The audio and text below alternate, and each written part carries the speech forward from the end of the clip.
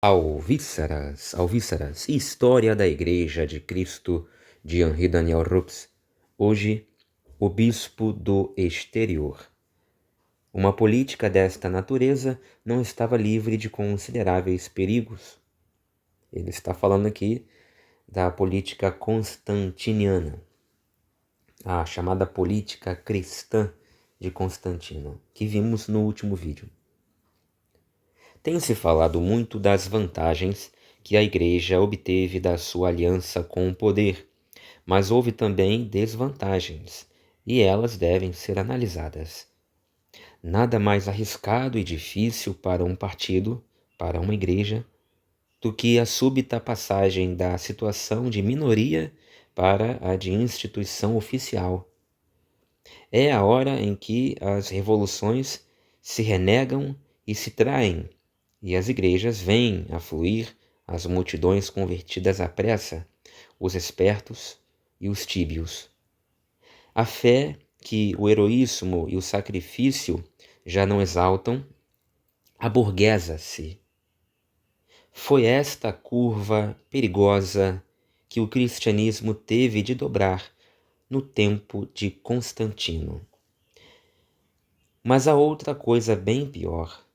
Enquanto a perseguição, mesmo adormecida, continuava a ser uma possibilidade, as relações entre a Igreja e o Estado encontravam-se estabelecidas em termos que não permitiam que um pesasse sobre o outro. A partir do dia em que a violência ficou excluída do horizonte cristão, surgiram problemas mais complexos. Muitos indícios mostram que, até nas intenções mais sinceras da sua política, Constantino nunca perdeu de vista o cuidado primordial dos interesses do Estado. Se concede muitos favores ao clero, toma também medidas para que as vocações eclesiásticas não despovoem os quadros municipais e burocráticos. Se luta, como havemos de ver, contra os hereges e os cismáticos, é menos por força de certezas teológicas bem alicerçadas, neste domínio revela-se bastante primário, do que para salvar os dois grandes dados políticos que considera fundamentais, a unidade e a ordem pública. Nunca teve a menor intenção de submeter a Igreja ao Estado, e de modo algum se pode acusá-lo de cesaropapismo, como alguns pretenderam. Mas com as melhores intenções do mundo, chegou a colocar a Igreja numa situação que a expunha a pesadas consequências. Dai a César o que é de César, e a Deus o que é de Deus. O preceito de Cristo, que separa absolutamente os dois domínios, é a suprema sabedoria. Mas que irá acontecer quando a autoridade constituída pretender ser o representante de Deus sobre a terra? É um problema que, a partir deste momento, e durante toda a Idade Média, e até mesmo nos nossos dias, em algumas regiões, os cristãos terão de enfrentar e para o qual não hão de encontrar, a maior parte das vezes, senão soluções aproximativas e frequentemente dolorosas. Para um Luís IX da França, que, santo até sobre o trono, põe em prática uma política autenticamente cristã, quantas aparências e quantos rostos falsos!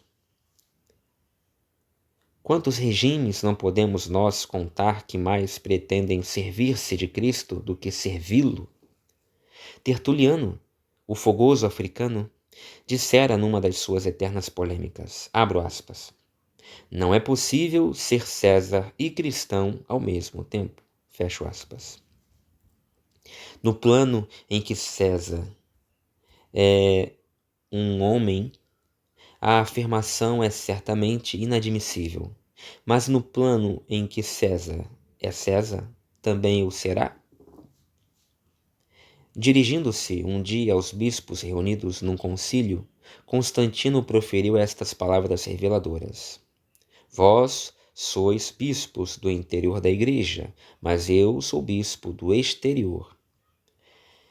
Queria, sem dúvida, dizer com isso que se considerava responsável pelo cuidado religioso das populações ainda não cristãs, em relação às quais se sentia investido na missão de ser o portador do Evangelho.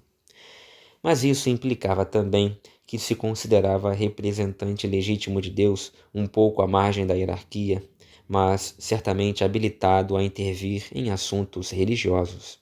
O bispo do exterior tenderá, pois, a fazer teologia para os do interior. Inicia-se assim a confusão entre os poderes de César e os poderes de Deus. O futuro provará como é penoso sair dessa situação. O perigo mais essencial que se desenha procede, pois, da contaminação que se opera entre o cristianismo e o Estado. Sobretudo no Oriente, e será essa a característica fundamental do que se chamará a civilização bizantina, a Igreja Ortodoxa e a cultura helênica vão fundir-se com o Estado numa só realidade.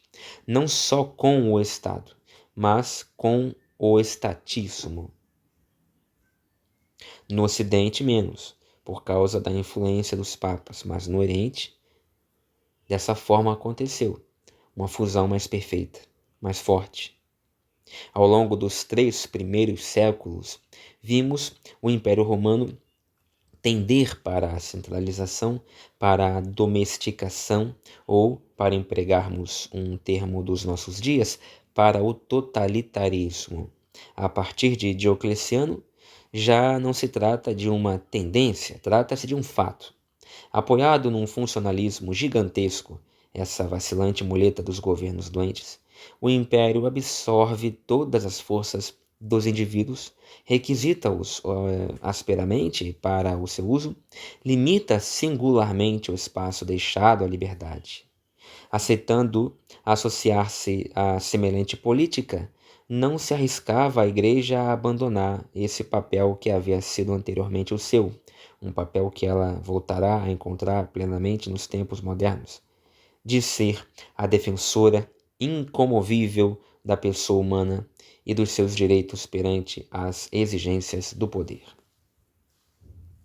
Todo o resto, todas as outras espécies de perigos que se possam enumerar, reduzem-se a esta causa profunda, a esse monstro moral, a esse abismo de contradições que é o estatismo cristão. Recém-vitoriosa, em condições de usar da força em vez de sofrer-lhe os rigores, a Igreja vai tentar servir-se dela, o que não nos deve surpreender, porque é o que há de mais humano. Sociedade santa nos seus princípios e nos seus fins. A Igreja nem por isso deixa de ser formada por homens. Na segunda metade do reinado de Constantino, notam-se já medidas nitidamente antipagãs. Interdição do oráculo de Apolo, que incitara Diocleciano a reiniciar a perseguição. Supressão, justificada sem dúvida, de certos cultos orientais, em que a moral era fortemente ofendida. Execução de um tal Sopatros, que passava por mágico de grande poder, e destruição dos livros de Porfírio, o polemista anticristão. E há um fato ainda mais grave. Por ocasião da grande crise desencadeada no seu seio pela heresia ariana, é a própria Igreja, ou pelo menos alguns dos seus representantes, que leva o braço secular, assim chamado, a intervir. Embora tenha sido forçada a isso por necessidades imperiosas, como havemos de ver, a Igreja não tem motivo para se gloriar sem reservas da forma como agiu. O recurso à força terá graves consequências. Cerca de 50 anos depois de Constantino, será muito doloroso ver um cristianismo todo-poderoso tornar-se, por sua vez, intolerante e perseguidor, dar batida aos pagãos, equiparar a heresia e o cisma, ao crime e obrigar o Estado a castigá-los. Ainda por cima, a força de expansão do cristianismo mudará agora de caráter e, em certa medida, descerá de nível. Em vez do entusiasmo individual, do contato direto de homem para homem, que foi o que fez triunfar os primeiros apóstolos, procurar-se-á, sobretudo no século V, batizar os chefes bárbaros, para que estes imponham imediatamente aos seus vassalos, em bloco, a sua fé recém-adquirida. Se ao menos o Estado se limitasse a desempenhar o papel de braço secular e a Igreja a utilizar os funcionários do Estado, mas para o César feito cristão é grande a tentação de se imiscuir nos assuntos religiosos e fazer prevalecer a sua influência, com a melhor boa-fé do mundo, sem dúvida.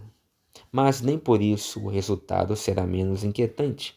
Cheio de deferência para com os bispos, Constantino bem declara que respeita a liberdade interna da Igreja, que não procura senão facilitar as suas assembleias e executar as suas decisões, mas a verdade é que o seu ingênuo intervencionismo se manifesta sem cessar.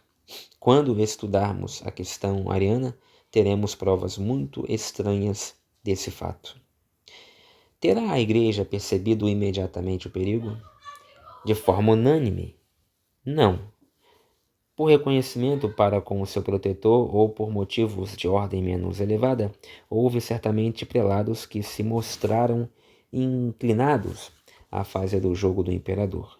Assim, em agosto de 314, num concílio reunido em Arles, decidiu-se não somente que daí em diante seria permitido a um cristão ser funcionário imperial, mas também que seria excomungado todo soldado cristão que se furtasse ao compromisso dos seus deveres militares. O que era simplesmente confundir o domínio de César com o de Deus na prática. Felizmente, houve quem não tardasse a pressentir a ameaça e se opusesse aos excessos da influência oficial.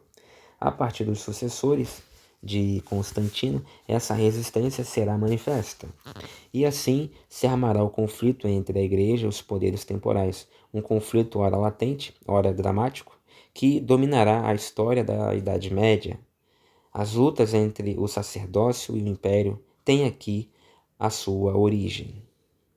Ao resumir esta evolução dos fatos, Renan conclui com uma frase muito pessimista. Abro aspas. O cristianismo sossobrou na sua vitória. Fecho aspas. A afirmação é falsa, peca por exagero. Mas não podemos deixar de subscrever as palavras de um historiador católico. Recém-libertada da opressão, a Igreja ia conhecer uma prova talvez mais terrível ainda do que a hostilidade, a proteção tão facilmente onerosa do Estado. Palavras de Jacques Zeiller. Espero que você tenha gostado. Até o próximo vídeo, se Deus quiser.